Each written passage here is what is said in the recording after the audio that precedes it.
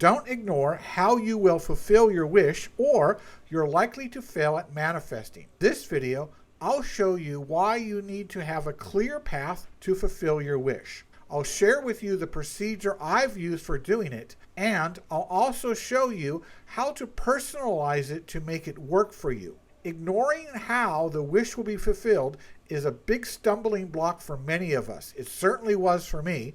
So let's get it right from the start. Neville Goddard often tells us to ignore the how, but out of context, this is actually bad advice. As you know, we all have a conscious mind and a subconscious mind. In a nutshell, manifestation works when these two are in harmony. But there is a problem. If our conscious mind, which is that part of our mind devoted to logic and critical thinking, is not totally convinced about your path to reach your goals, then it will actually get in the way and prevent you from manifesting. Let's spend a minute to see how this works. I found using this metaphor for how the conscious and subconscious minds work together really helped me in understanding it.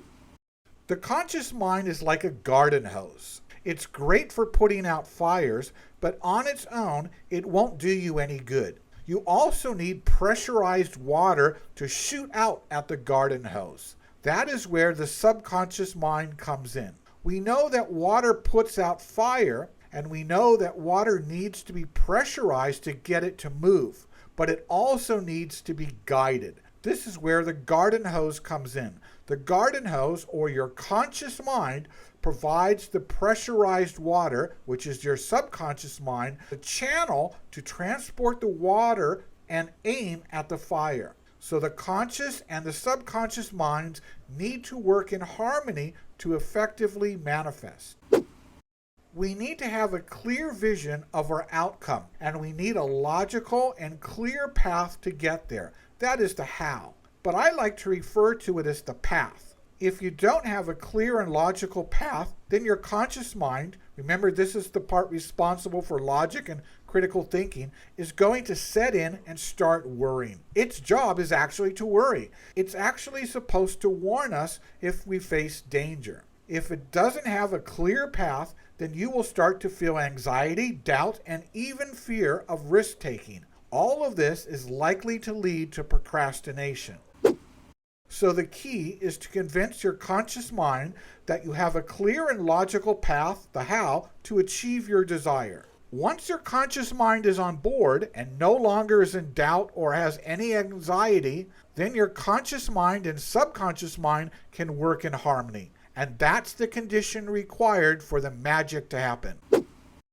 Let's look at this at another way for a minute. Have you ever noticed that there is one characteristic that separates successful entrepreneurs, business people, and most successful people in general from everyone else? That is, successful people are action-oriented. They don't spend a lot of time fussing, discussing, or analyzing the heck out of things. They are hardwired to start taking action immediately. They start moving towards the desired result without giving it a second thought. People who are not successful are generally dreamers. They avoid taking action and spend their time complaining that the conditions are not optimal, or they learn as much as they can about their desire but never take any action on it. Usually, they're procrastinators. Successful people, by comparison, are action takers. By harmonizing your conscious mind and your subconscious mind, you are on the way to clearing the blocks that prevent you from taking the needed action. Harmonizing your conscious and subconscious minds will make you more of an action taker too. Now you may ask, what if my chosen path or my how is the wrong one? Here's the thing. Your chosen path, especially at the beginning, probably is the wrong one. But as you start taking action, the next steps forward will start to reveal themselves. Your original plan may prove to be inefficient, so don't be afraid to pivot. The point is, start taking action. Have a path to follow, but be prepared to change it in the future. So, when Neville Goddard says, ignore the how, he means don't ignore the steps you need to take to manifest your desire, nor the person you need to become. Rather, he means, Don't get hung up worrying that your path may be the wrong one. In other words, he's warning us not to fall in love with our original plan and fixate on it so much that it actually holds us back. He is suggesting that we be a bit flexible and focus on the goal and the feeling. Those two things are non-negotiables. But the best how, or the most efficient path to take, will reveal itself at the right time. So let's recap for a minute. We need to harmonize our conscious mind with our subconscious mind. In order to do this, we have to appease our conscious mind with a clear path to follow, a clear how to get there. When this happens, the conscious mind gets on board, but we also need to realize that the path we have chosen may change as we get closer to our target.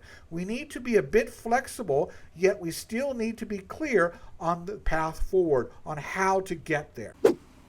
Feeling the wish fulfilled only works when you're in a state of total assumption. You assume that your wish is in the process of being fulfilled, and you think, act, and feel accordingly. But there's a possible stumbling block.